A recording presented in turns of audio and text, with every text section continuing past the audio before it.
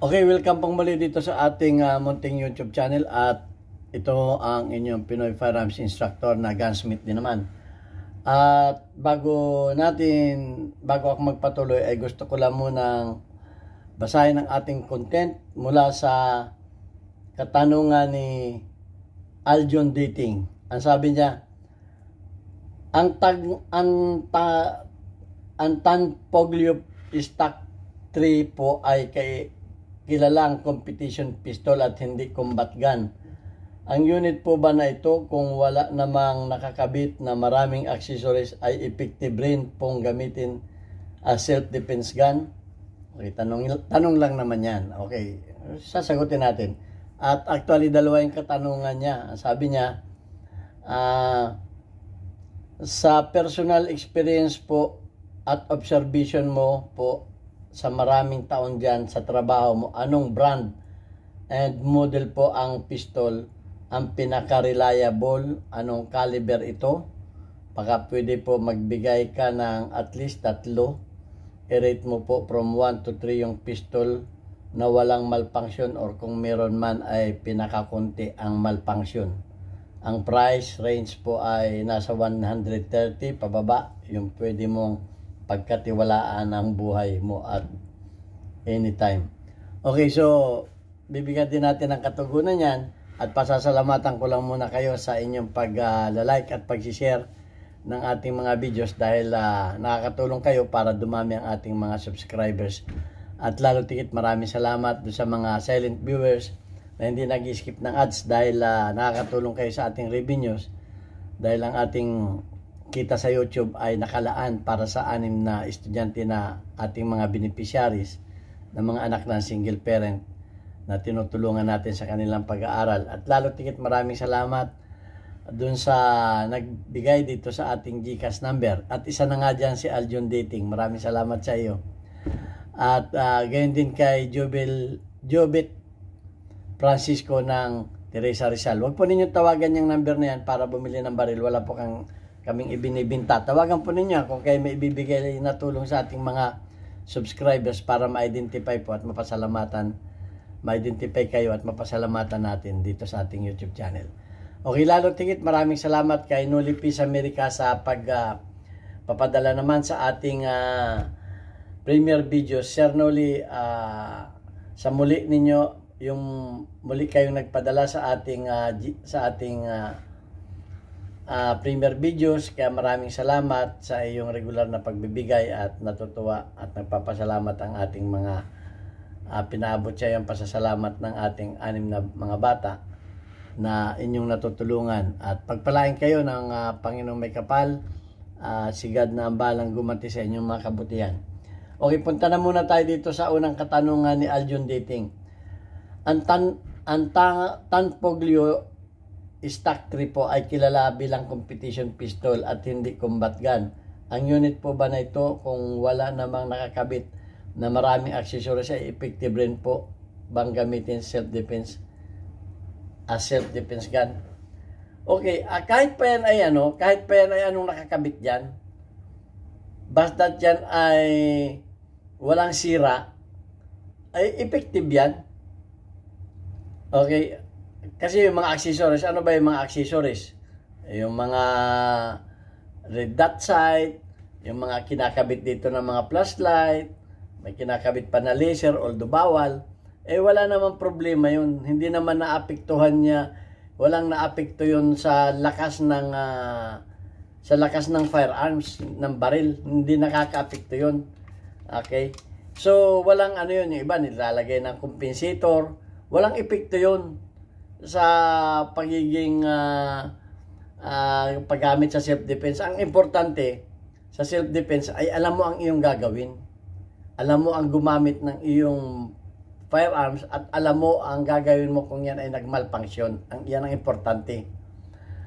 Alam mo ang hindi po yan kung may mga nakakabit diyan ay hindi effective yan. Effective pa, lalong actually yung mga accessories na yan mas effective yan kung gagamitin natin sa self-defense. Mas effective yan dahil kaya nga nilalagyan niya ng mga accessories para ma-enhance Ang accessories kasi, ang paniniwala ko dyan ay para ma-enhance yung firearms. O pag na-enhance yan, lalong effective yan. So, nagiging ano lang yan, minsan hassle sa pagdadala.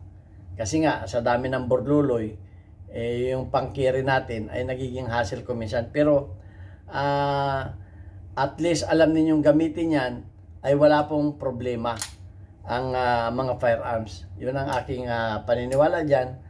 At ang importante lamang sa atin ay alam natin gamitin.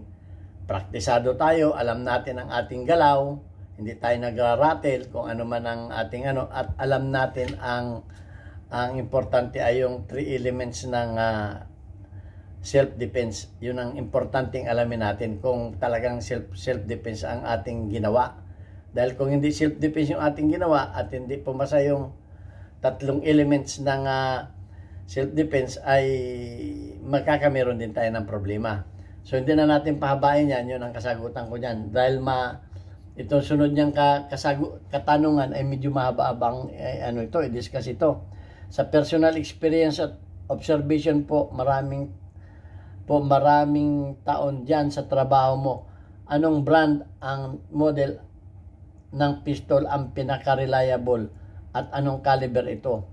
Pagka pwede po magbigay at least 3, i-rate from 1 to 3 yung pistol na walang malfunction, o kung meron man ay pinakakonti ang malfunction. Ang price po ay 130 pataas, pababa. Yung pwede mong pagkatiwalaan ang buhay mo at anytime. Okay. Sa aking experience, at hindi sa ako ay hindi sa ako ay maka 1911, pinag-aralan ko din ang history ng 1911. Ang sabi sa history ng 1911 ay 6,000 rounds versus ang kalaban niya itong isang baril na nakalimutan ko ng pangalan, ay hindi nagkamero ng malfunction.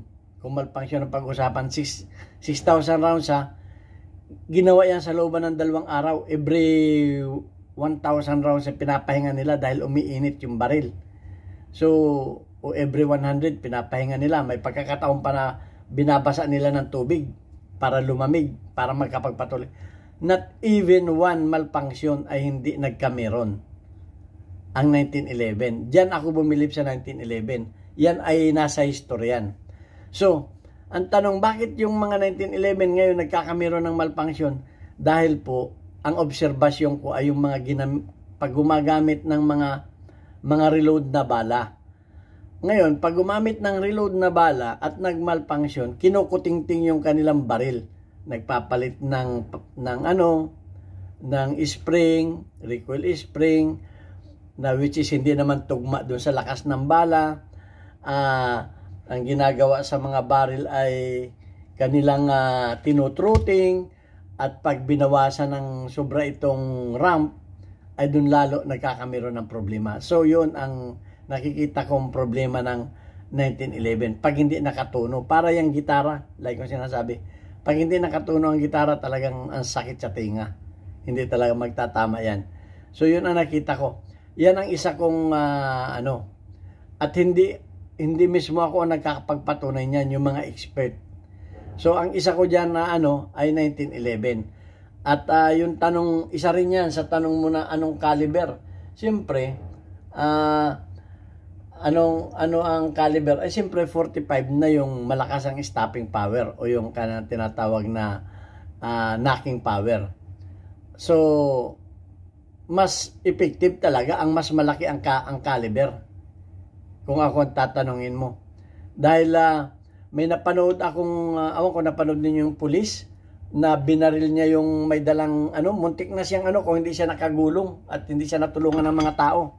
Dahil nakita yung naputokan niya sa dibdib, tumagos yung bala, diretso pa rin siya tinataga, natumba na siya, parang napatid siya pag-atras. So, hindi kinaya ng stopping power ng 9mm. So, mas malakas talaga. Maganda 9mm kung na-head mo o napuso mo. At marami akong nakikita sa mga na mga videos na talagang actual na nangyari, na tinamaan ng 9mm ay talagang nakakatakbo pa. Nakakatakbo pa ng ilang metro o ilang saka pa tumutumba. Merong ang ilang putok na ay nakakasugod pa. So yan nga ang istorya ng 45 dahil doon sa mga muro na mga mga hindi napapatumba nila. Kaya ang ginawa yung 45 yung history.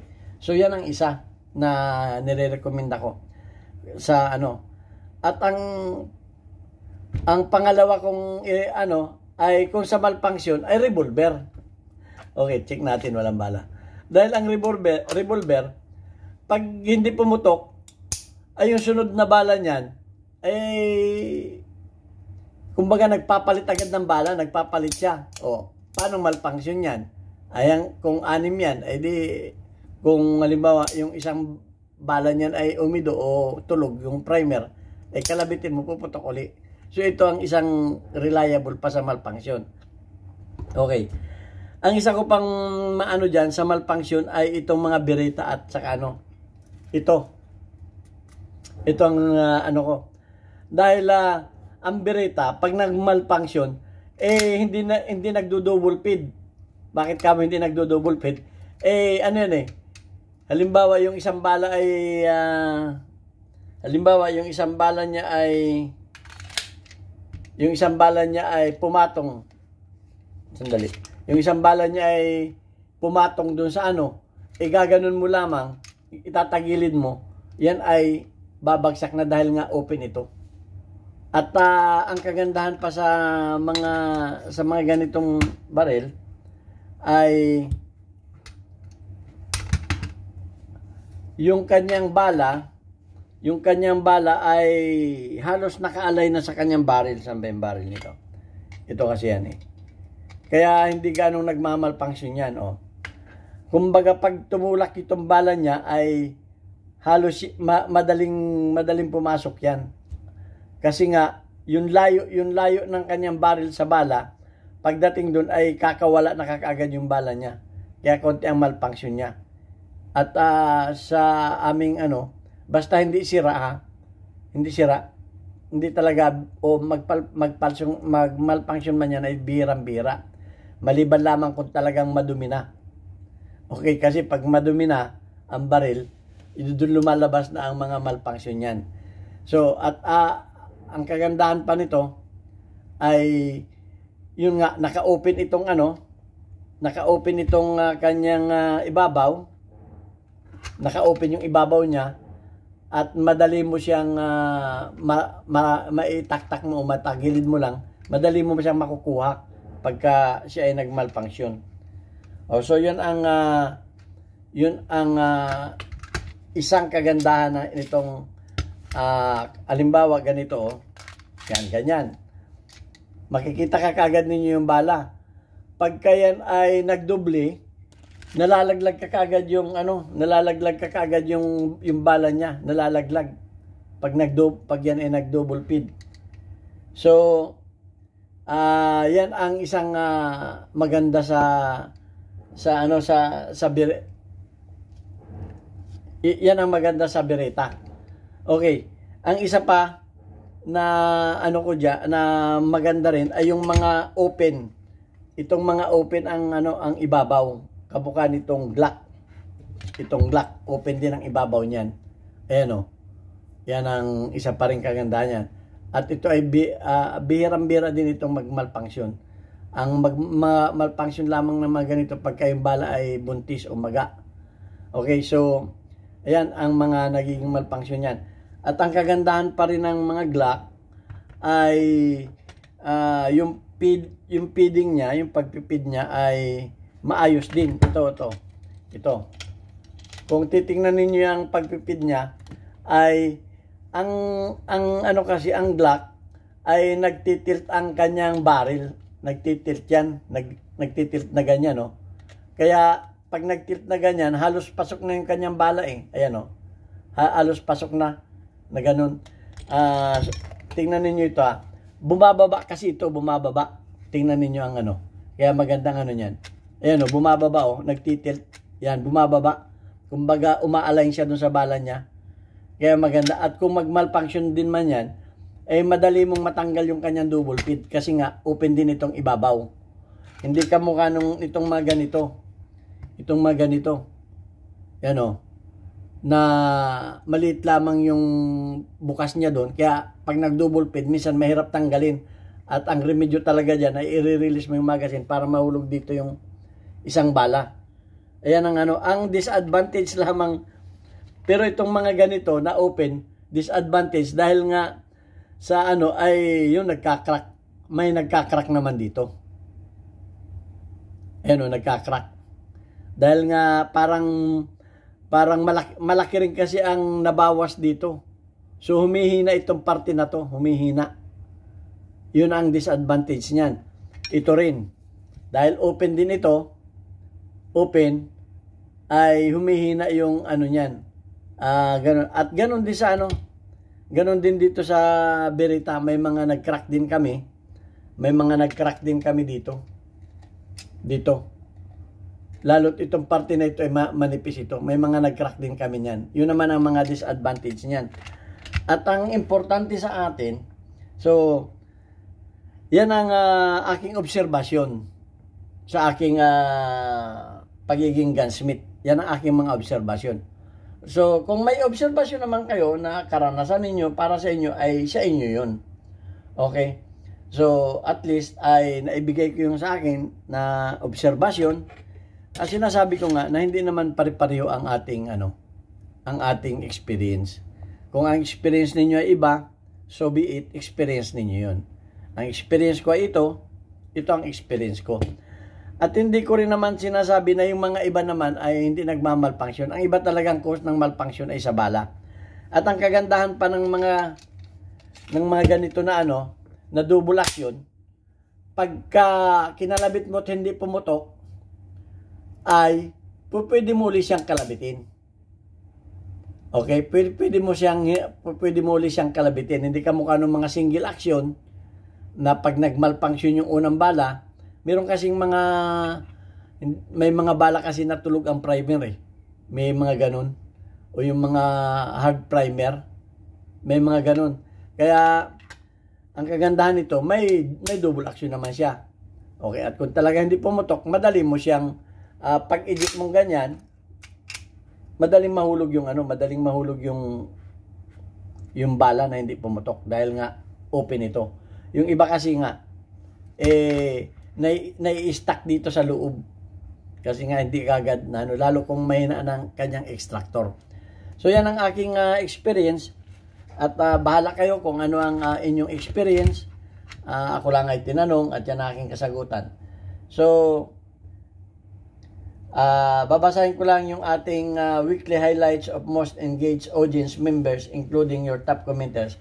Okay, shout out kay Alfredo Isidro or to si Penang Las Piñas. Meron kang 100 plus engagement. Thank you very much. Di Calibre Junior, meron kang 2 engagement. Shout out kay Unico Iho 27. Meron kang 100 plus engagement. Perfect, thank you. At shout out kay my_geographic. Meron kang 19 engagement. At shout out kay Hansel Evangelista. Meron kang 99 na engagement. Maraming salamat. At shout out sa iyong mga kasamahan sa One Gun Pilipinas Bulacan Chapter. Shout out sa inyong mga member. Okay, at ito ang inyong Pinoy Firearms Instructor. Maraming salamat. Shout out sa aking mga kababayan sa Pinamalayan Oriental Mindoro. Bisitahin ninyo ang aming bagong Papa Burgers sa dati kong machine shop, Alvarez Street, Pinamalayan Oriental Mindoro. Sa halagang 40 pesos, mapapa burger kayo sa sarap. Maraming salamat po.